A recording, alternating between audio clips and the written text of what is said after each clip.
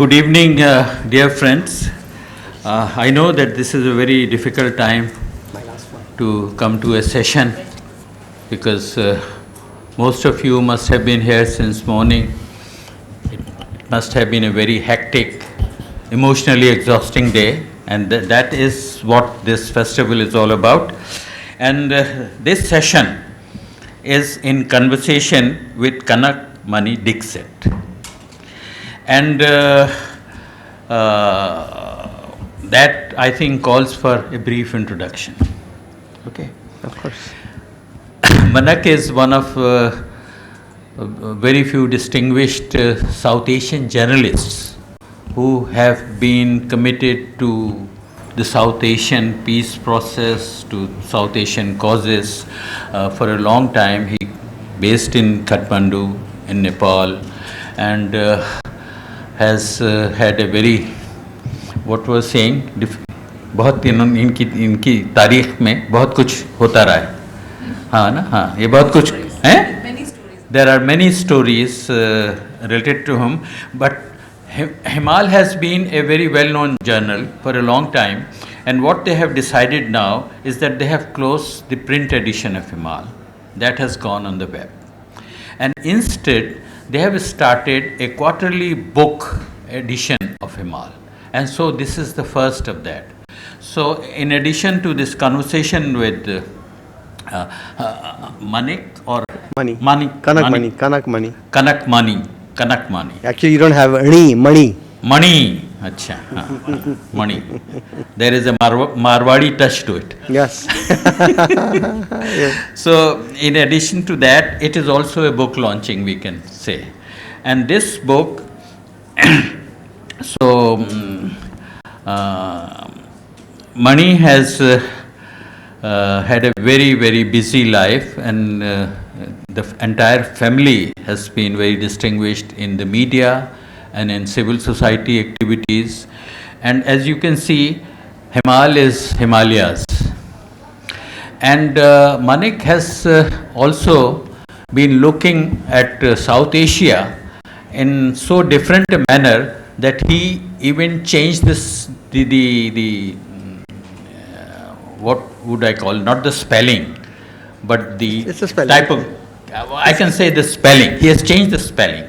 All of us write South Asia as two words. Manik said no, South Asia is one word, and that's his innermost desire to unite this in some sense, to make it one word. I remember when I wrote for him some time ago, I did one article for Himal, and a message, an email came that, would you mind if we change this spelling of South Asia as one word? And of course, who would? So this Himal is mainly focused on India. And I think it would have been nice if we had some Indians in the audience so that we could have some kind of an interaction with what India is and how do other South Asians look at India. And one thing that I think Mani would like us to sort of establish at the outset is that we are not Pakistani or Nepali or Indian, but we are from Pakistan, Exactly. from Nepal, from India, so that we do not carry the nationalistic burden of representing stereotyping views. So we are all individuals who are in these different countries. And this edition about India, I was having a look at it, raises certain issues about what India is and how should we look at India. And I think I was hoping to raise some questions, but before I do that, why don't I ask Mani to explain what this book is about and how would he like to say about India? Thank you, Ghazi. This mic is not working. You can, Yes, thank you. I'll take the Pakistani mic. Uh, yes, Himal as a magazine is 25 years old. Uh, for the first 15 years, we were, as the name implies, Himalayan magazine, which means we learned to do regional journalism, or if you will, cross-border journalism, because the Himalaya means from the Hindu Kush to the Hengduan mountains of southern China, taking in the entire 2,500 kilometers of the mountains. So we learned to write from a perspective that was away from a nation state, Pakistan, Bhutan, Nepal, lots of a huge section of the Indian Himalaya, even Burma. So we felt we were on the right track of doing a kind of journalism which is not romantic. It is not about bhai bhai, bahan bahan. It is more about doing journalism which looks very hard-headedly at issues of economics, identity, geopolitics. So from that perspective, we felt it is important to do journalism which is in addition to the nation-state journalism, because so much of our national journalism is colored by our nation-state perspective. While doing that, we realize a Himalayan magazine is read more and more by the Westerner. So you're missing out your target audience because you want to bring change within your own people. So we felt, where else can we fit this idea of regional journalism beyond the Himalaya? So we felt the Himalaya is like a clothesline from the Karakoram to the Hengduan. On it hangs the subcontinent. So why not make it a magazine for South Asia? That's how we ended up being a South Asian magazine, but we decided to retain the name Himal, our original name that relates to the Himalaya. We have been publishing Himal as a South Asian magazine for 15 years. We launched it in Pakistan as well 15 years ago. It was originally launched by the great Indian journalist and thinker Nikhil Chakrabarti in Delhi 15 years ago. Then we brought it to Karachi, Lahore. I remember Beena Sarwar, who has been our contributing editor since then. She was very helpful in getting us started here. So for 15 years we've been doing essentially trying to stay close to journalism while obviously doing something that is like a mission. So how can you do the two at the same time? Because on the one hand, nobody would do something like this without being an activist.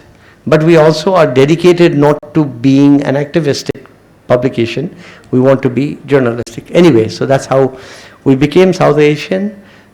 We lasted out this long, but the problem of being in Kathmandu is that the distribution is very hard.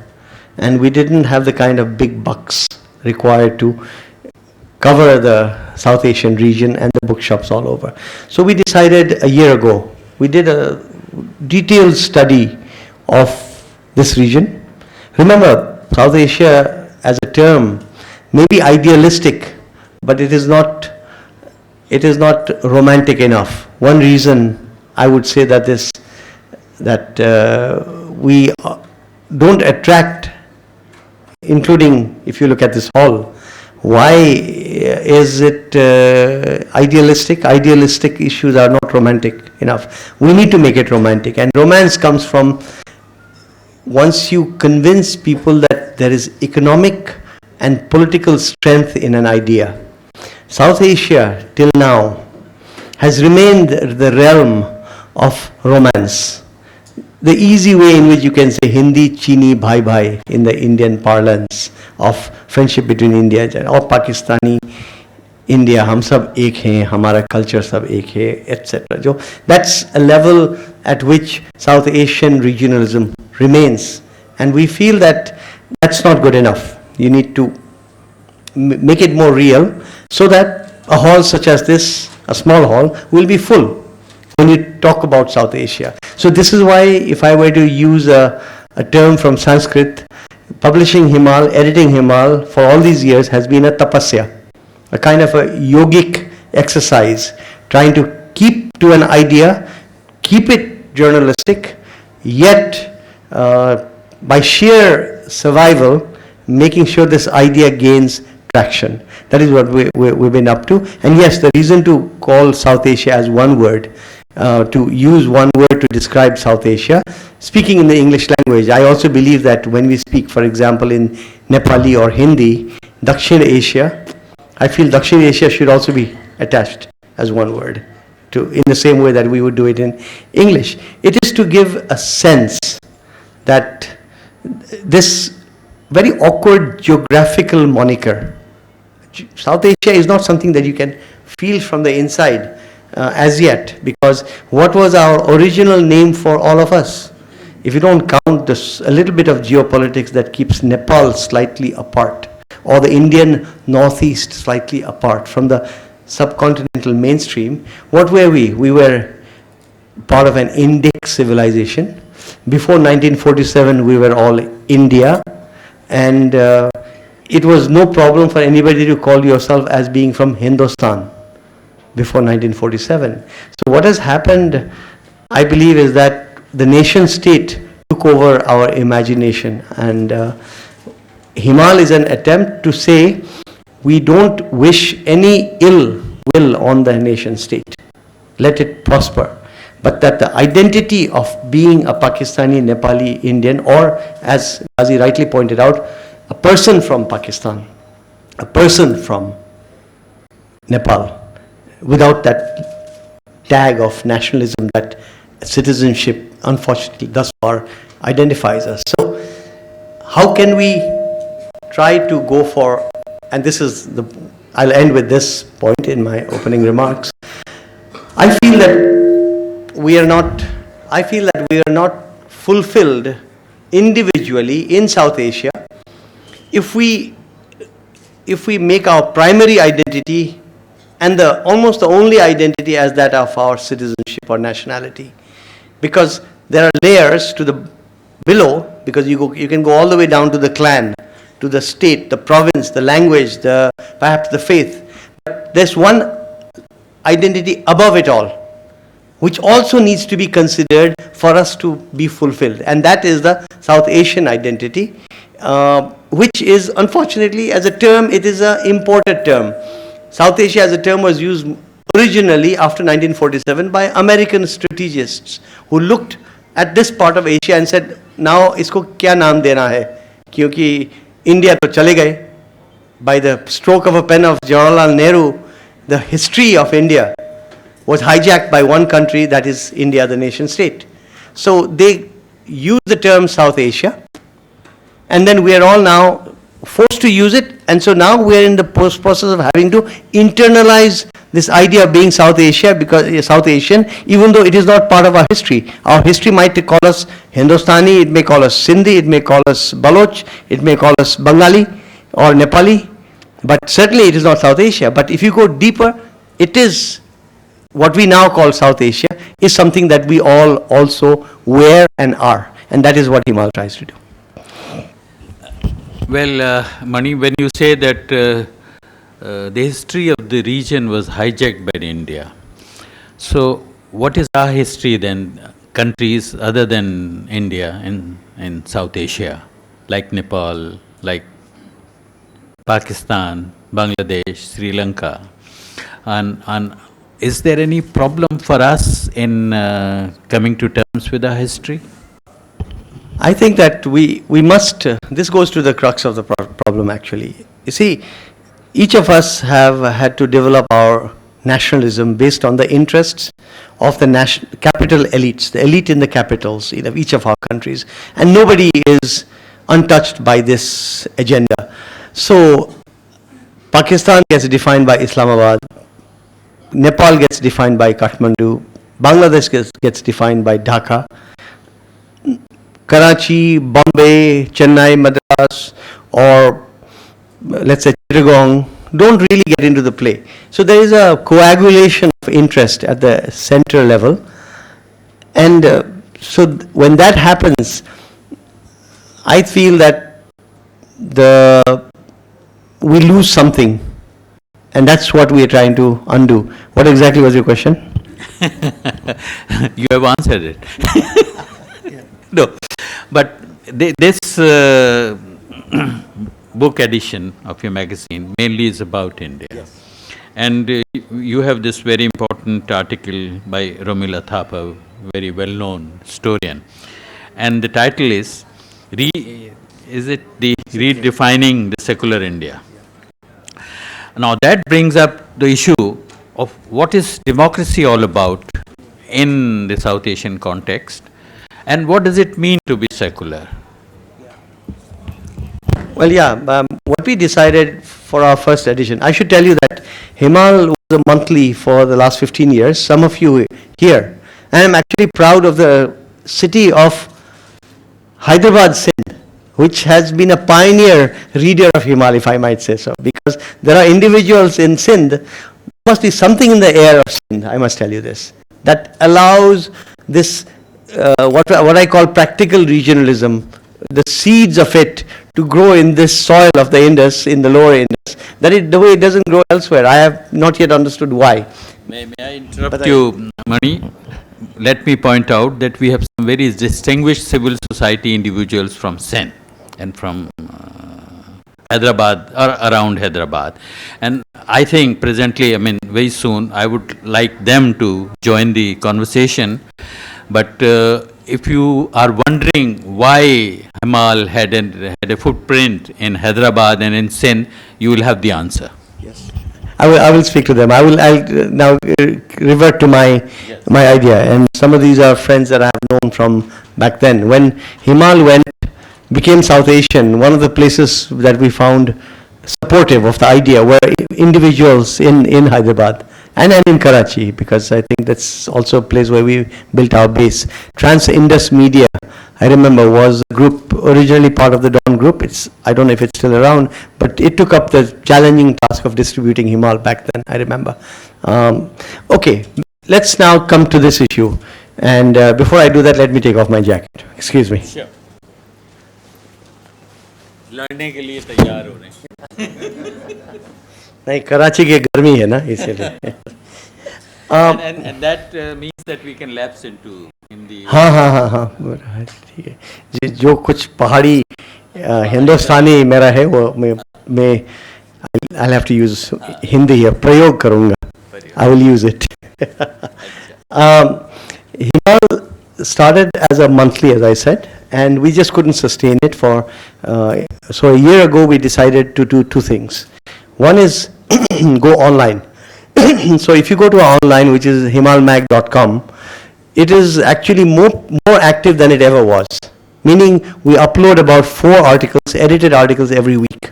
And we have a larger readership and larger footprint worldwide and in South Asia than we ever did. So in that sense, we have made a good decision to use the possibilities of new technology to go all out, because South Asia, to become South Asia, must use this internet technology, where there are no borders, no customs, no censorship, at least not yet.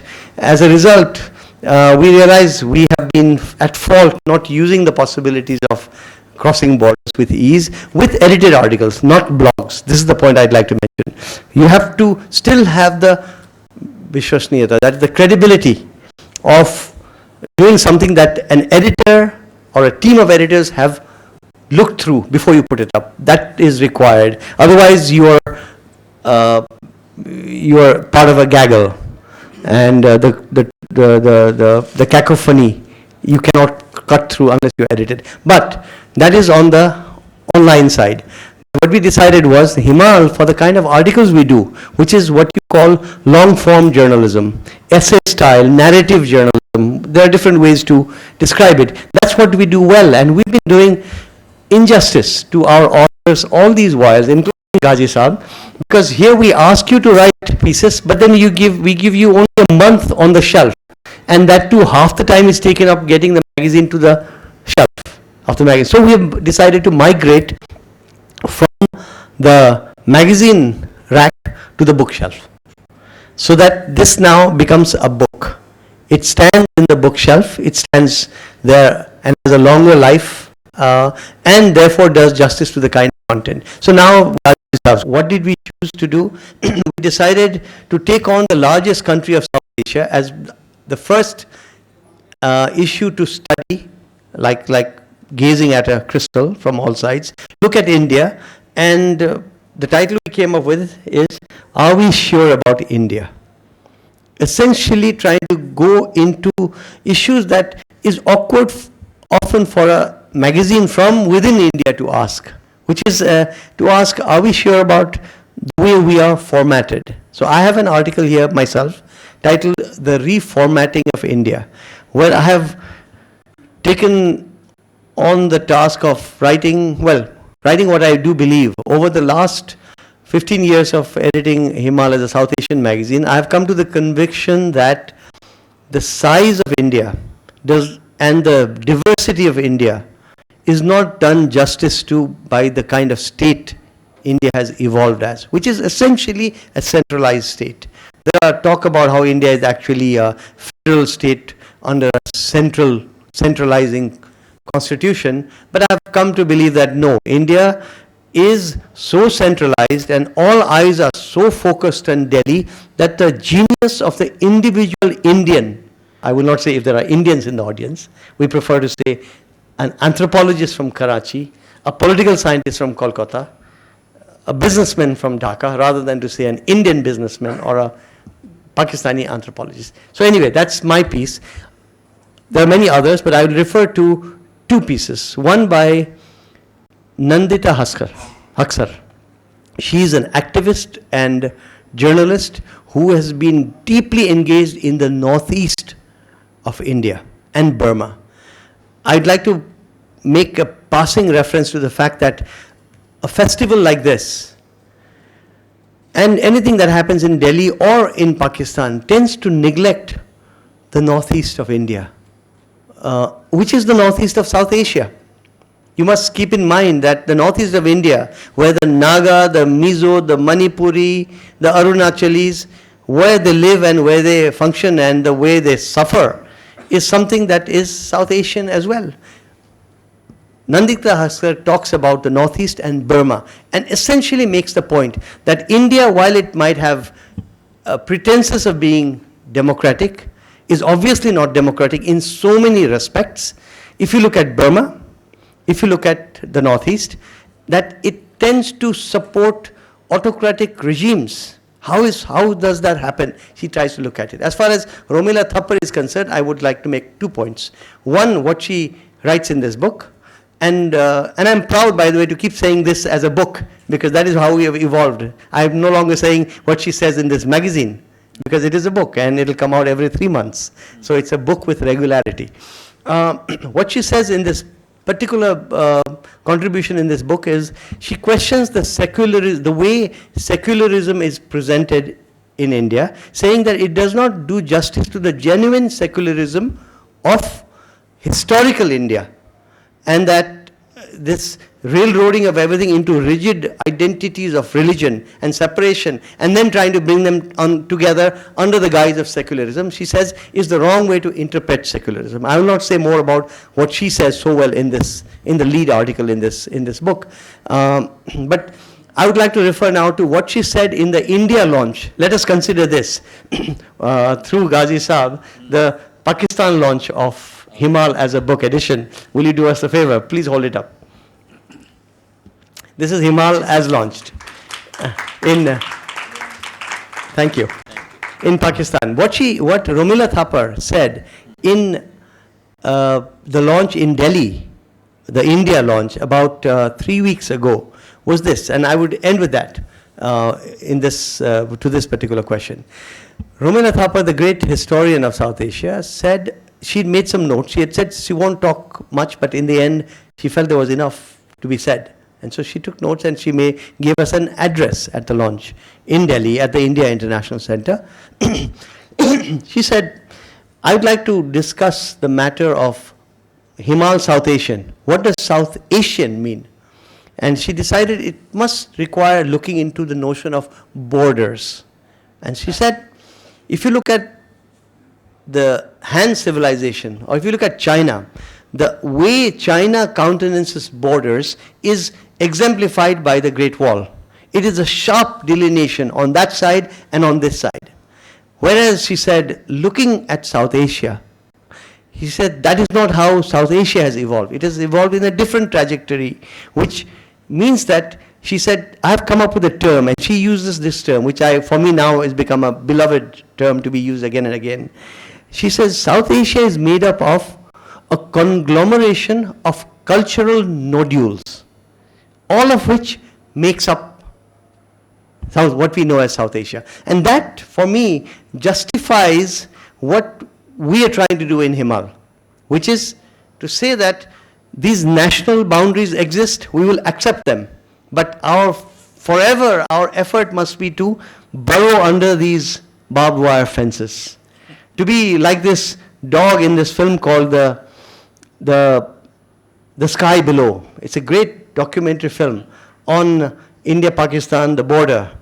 And there is a dog. He knows when it's time to feed with the Indian BSF or the Pakistani Rangers. And the dog is called Tiger on the Pakistani side, but when he comes under the fence to the Indian side and is fed by the BSF, he is Raju. And I believe we must be like Tiger Raju. We must forever try to burrow underneath and weaken this thing. So what Romila Thapar did, to my great unalloyed pleasure, was she, as one of the greatest historians of Earth, if I might say so, was justifying what we are trying to do, which is as yet unromantic because it has not been discovered by we have not been able to break through the economic barrier, because once you break through the economic barrier, other things will also crumble. He was saying, yes, what we consider to be South Asia as a region of penumbras, where Balochistan may not be linked on the face of it with the Arakan in northern Burma. But if you start with Balochistan, into Sindh, into Rajasthan, into Uttar Pradesh, into Bihar, into Bengal, Bangladesh, into the Chittagong Hill Tracts, and into the Arakan, then you realize there is a penumbra of linkages that does link Balochistan with Arakan, as we do find Tibet, which is for us in Himal a part of South Asia while being part of China. Tibet is linked to Sri Lanka as well for the same reason. So this is what I felt Romila Thapar was doing for us, essentially at a time when all our great scholars are romancing the geopolitics of the nation state, and they are not doing enough to justify, give weight to the idea of South Asia, because it is a cultural formulation that yet needs to gain traction. Here was Romila Thapar telling us, essentially giving us a dhap on the back and saying, "Theek kar rahe ho, bete." Thank you. Yes. No, now that the book has formally been launched in Pakistan, we can bring in Pakistan now. Of course. And now, because so many of us in Pakistan are also striving to have a secular dispensation in this country. And how would that differ from how Romila Thapar identifies the Indian aspirations for a secular state? Well, firstly, I say this wherever I go, and in fact, I tweeted this yesterday out of the opening session, when there I was in Karachi and there was Raghupati Raghava, Rajaram, on stage. And I said, that indicates the great liberal open spirit of Pakistani society, which has been clouded over by so much layers of the India-Pakistan rivalry, the geopolitical rivalry of the nation state, and secondly, now with the larger narrative of the West, which places Pakistan in a certain. So I think Pakistani society, I don't read the Urdu script, the Arabic script, but when I read the Pakistani press in English, I do realize that there is more challenge to the Pakistani state by the Pakistani intellectuals and civil society and journalists than Indian counterparts ever do it on their side. So in that sense, I think Pakistan's thinkers and probably the lay society already know where they are. And also, on the other hand, the challenge is there. I feel that the biggest challenge to be South Asian to be South Asian for us, and now this veers towards romanticism, so I apologize. There's a quality, it is called the quality of empathy. I think, I mean, that doesn't mean it makes you it makes you a good Indian or a Pakistani or a Sri Lankan as well, but then you also are a South Asian. The quality of empathy implies, firstly, you are able to critique yourself, and also implies that you are able to understand the other person's joys and pains and do something about it. So to me, to be able to critique another society, like you just asked me to make comments about Pakistan. Now, I am a person from Nepal. So do I have a right to make a comment about Pakistan? I believe absolutely yes. The way I have a right to make a comment about India, to the extent that I have written in my piece at the end as a caveat that I am not born in India, but I have every right to talk about India. But to me, that right is achieved only when you are willing and able to critique your own society and your own nation state and your own, the things that your own populist politics hold dearest. You have to be willing to challenge that, in which case then you are a South Asian, that you can talk about India and Pakistan and everything else, and a Pakistani can speak about India. In that sense, sir, now to directly answer your question, I think that the Pakistani intellectuals that I know and respect have earned for themselves the right to talk about India or Pakistan or Sri Lanka, because they are first and foremost to challenge notions, the hoary notions of the nation state, because there are also nicer, finer notions of the nation state, but the hoary notions of the nation state are picked up. Now, as far as Pakistan goes, my personal and a non-historian's take is this, that in terms of challenges of the Pakistani state, and I say this as a layman and as a journalist who is ever willing to be corrected. I feel that history was taken away from Pakistan, history that Pakistan should consider its own. For example, when I read Babar Lama, of course in translation, and I find Babar as a great South Asian. I look at Sher Shah Suri and what he has done, and Sher Shah Suri is a South Asian. And if Pakistan is indeed, as some say, a state based on Islam, then if these individuals were Muslims, then Pakistan should be in a position to take full ownership of Babur and Akbar and the Red Fort, etc. Not make it part of Pakistan, but to feel that that is part of the heritage. But it seems to me, from my little understanding of Pakistan, that history begins in 47. And then there are attempts to create histories to give. I even read something about the Indus man, and perhaps the Indus woman as well. I know that there is a unitariness in the Indus, but that unitariness of the Indus is also linked to other parts of the Gangetic plains. If you remember, it's a very interesting fact.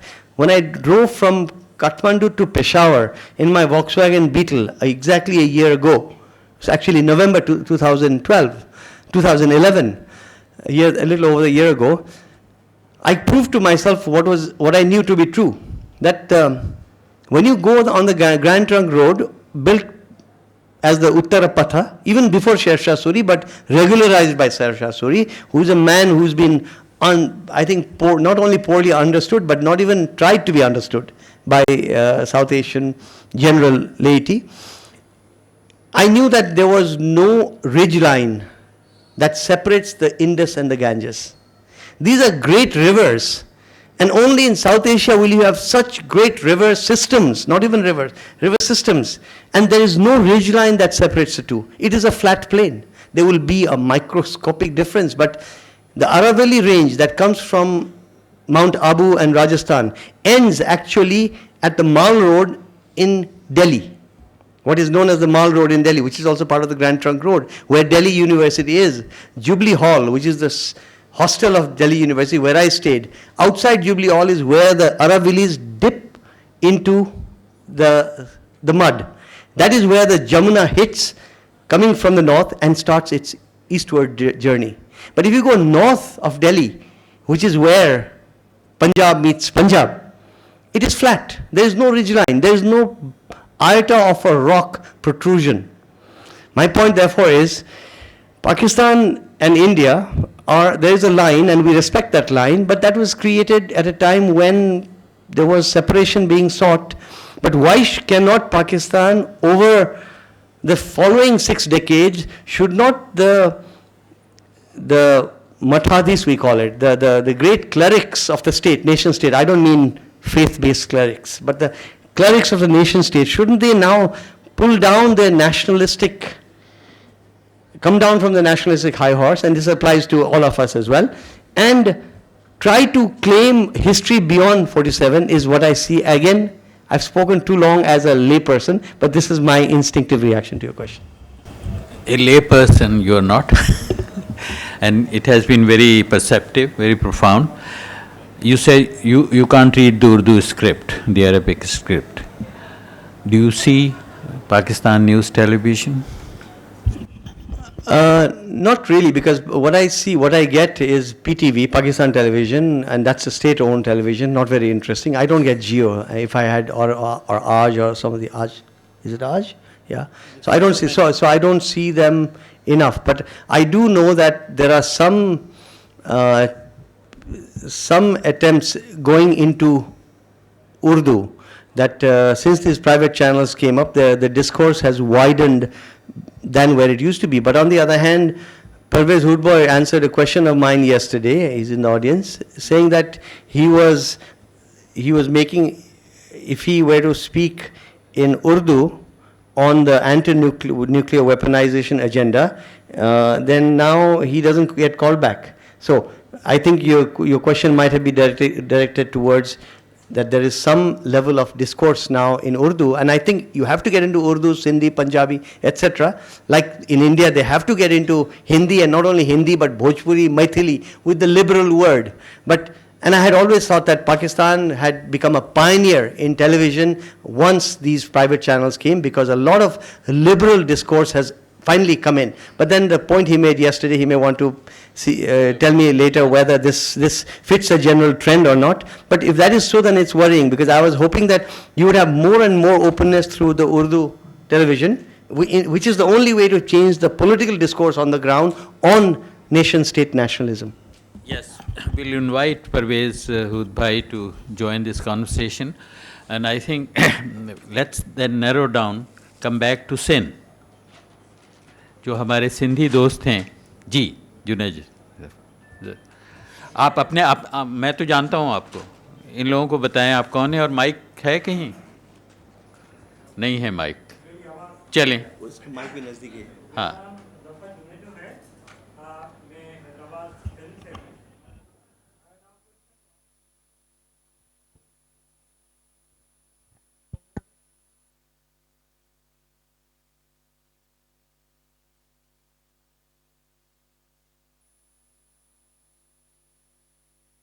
Due to certain NGO workshops, and I was working at that time with NGO Resource Khan Foundation. I met one person, perhaps his name was Mr. Thapa. He Deepak Thapa. He was freely distributing the magazine. I was attracted towards the magazine due to its presentation, format, content. Now, over the period, I reflect why I was attracted towards the magazine. Perhaps I was non-conformist. Perhaps it was alternative magazine. Perhaps it was saying something different, which was connecting across the countries. There was no any negative piece of information in the magazine. In fact, it was perspective building magazine. So I was attracted. This happened. Second point, promoted it in Hyderabad. I shared magazine with my friends, and two of them are here, Dr. Ajaz Mishri and Ali Nawaz Nizamani. And luckily, in Hyderabad, we were selling complete magazine full price. And at that time, I thought,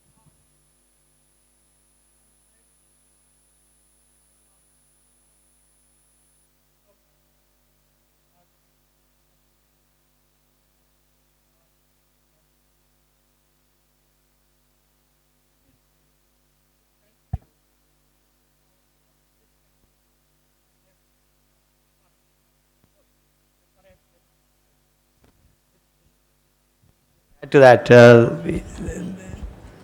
Very interesting, huh? At that time, I was editing a magazine, News and Opinion.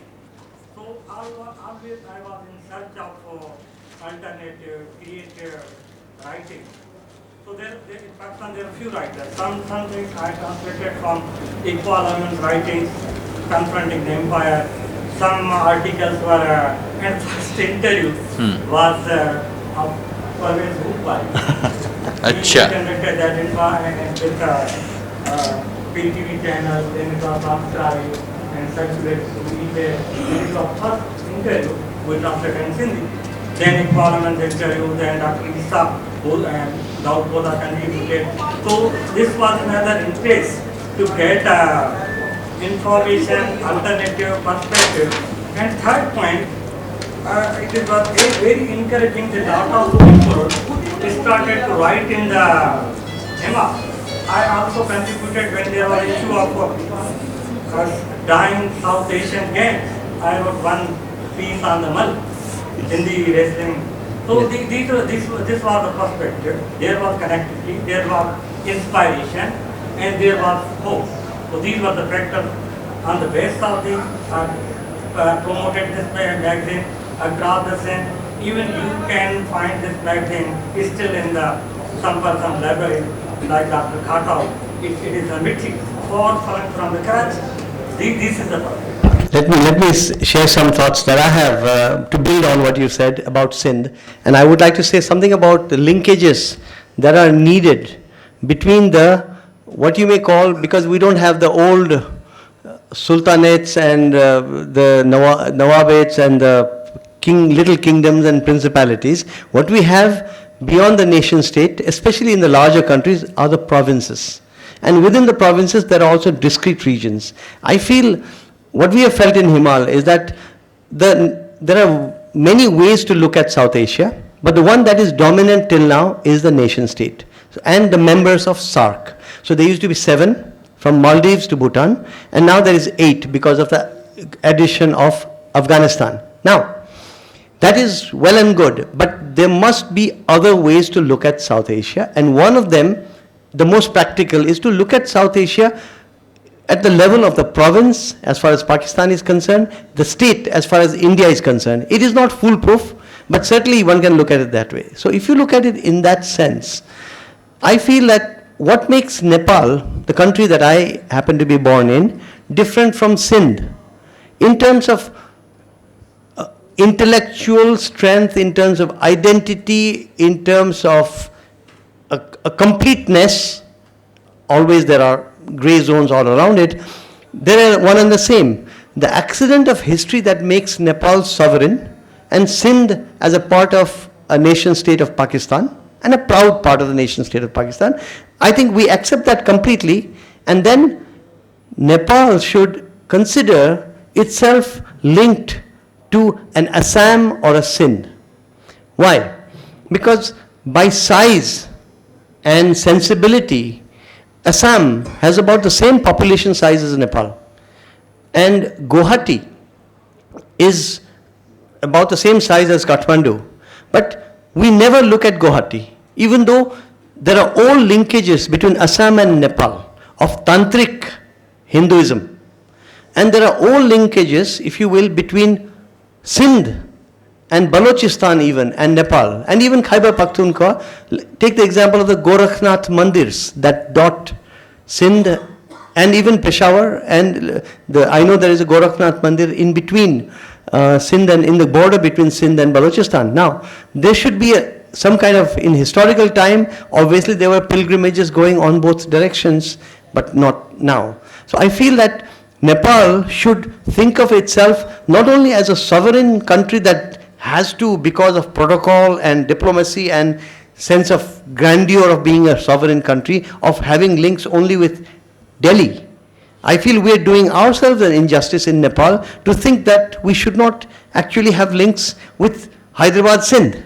So this is the function where my thinking of South Asia takes me to. Wonderful. Now that we have just about 10 minutes or even less, I think we go to the audience, and if… Would you wait for the mic?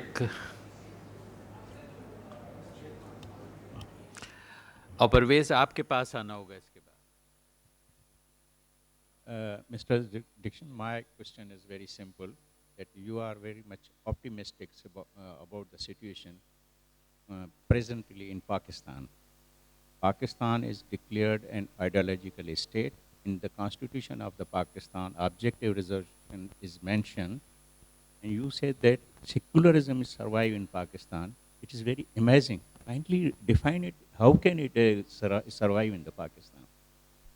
I didn't use that exact term, but I will take it. I will own it, even though I didn't say it. I will own it. I will tell you, because secularism of the kind that Romila Thapar mentions, and I would then have to ask you to get the book and read it. And but I think that it is in the minds of the lay people. I know I have met lay people in Hyderabad. I have met lay people, individuals in Karachi, in Lahore, but also in the intelligentsia. What you're saying about how the state is defined, that is the reality, but people tend to look only at that reality. All I'm suggesting is, the way I see the discourse, the people have not succumbed to that reality that is enshrined in your constitutional documents. That's all I'm saying. I'm not saying anything more than that. And I'm not for a moment undermining the battle that has to be fought, because that is a much harder battle. When Pervez Hoodboy came and gave a lecture, and when Arif Hassan Saab came and gave a lecture in Kathmandu at our invitation, all we could do was look at ourselves in the mirror and say, nothing that we did in Nepal, but are we not lucky for the kinds of challenges that we do not have to face, that our friends in Pakistan have to face? So I'm not looking at Pakistan with the rose-tinted glasses. All I'm saying is I'm saluting the intelligentsia for keeping that door, that wedge open. That's all. That's the only point I'm making. And then there was that question that you asked, or something that And which remained It yes. did get answered, but I wanted some more elucidation. I must say that question of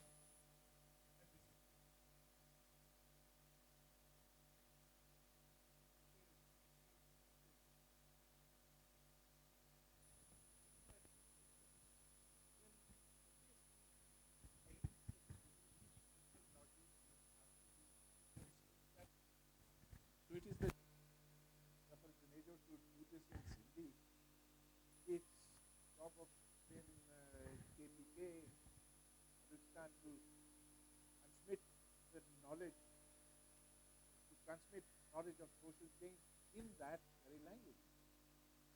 So in the case of the nuclear issue, which that was the question you had raised,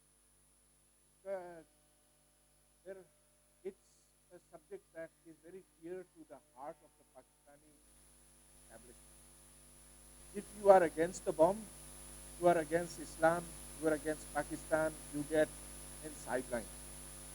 And fortunately, that is what has happened to the few voices that said that we must be rational about the bomb. It has also happened in India. In Pakistan, because religion, bomb, politics are so closely connected, it happened to a greater degree over here. Only one remark, when you invited me to Kathmandu, my wife and I were there together, had a wonderful opportunity to moving around and your hospitality. What we were struck by most was the similarity to Karachi, to every part of Pakistan. Just same. It's South Asia. When I have gone to Iran, I feel that I'm in a different part of the world. Iran is our next door neighbor. We don't speak Farsi, but that's okay. I don't speak Nepali. There was a cultural contiguity that one felt, emotionally felt, the way that people walked, the way that they looked around, the kinds of the sense that one gets of the environment, of the kinds of crops. Everything was as if, yes, we were in a different place, but we were in the same country. It's true, there is this South Asian bondage and bonding, Also of a course, bondage. bondage. Also a bondage if you look at the bondage in the sense that how India and Pakistan define the mutual animosities and confrontations. But yes, Sahar. I just wanted to make an observation about something you said about the Delhi dominance in India. And this may be a very simplistic, a very simplistic sort of understanding, but I was just thinking of Islamabad in that context. And I don't think that you need to be relevant in Islamabad to be relevant in Pakistan at all. And I want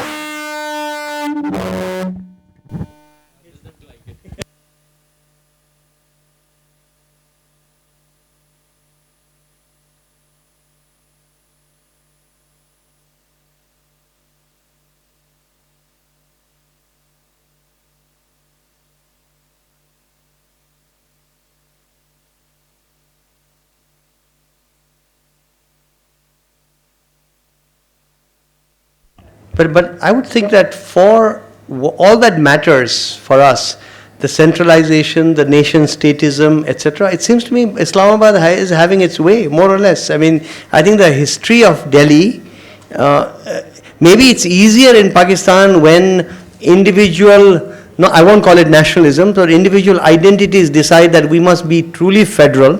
Because for me, as I've written in my piece, the way out for South Asia is to go as close to the grassroots as we can.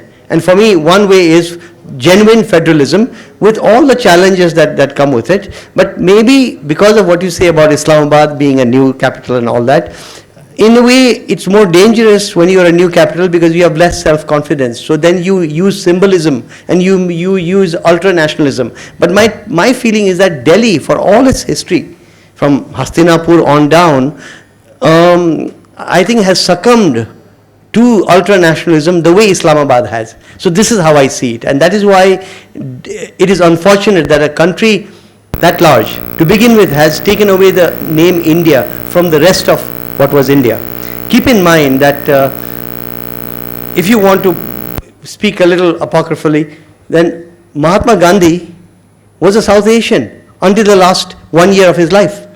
Retroactively speaking, we define him as South Asian because he was in undivided India when India was not yet a nation state name taken. It could have been Bharat, it could have been some other name, but it became India. So the rest of what was then India could not use India. So now we are used to using games like saying the Indic civilization, just to get around the fact that the one country has taken up. I think the semantic matter, which has not been discussed enough because so much of the discourse is dominated by Indian academia, but to me it is a major issue that in 1947, or when the Constitution was adopted in 1950, the Indian Constitution, that nobody thought that perhaps this country, which is obviously the largest, but is not all of India, perhaps it should not be called India.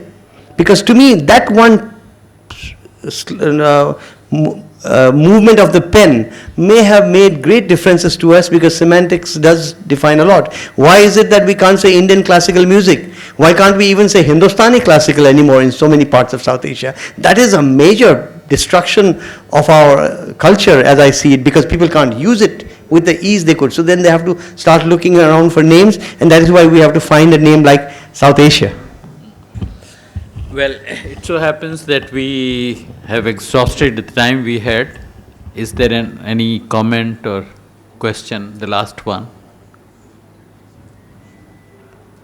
Then may I have the last word? You have the last word, but before that, last compliment and thanks to you. And I think it has been very perceptive. I think when we look at South Asia from that high perch in Nepal, we do get a clearer picture, and perhaps from high up there, you can look at the entire perspective, and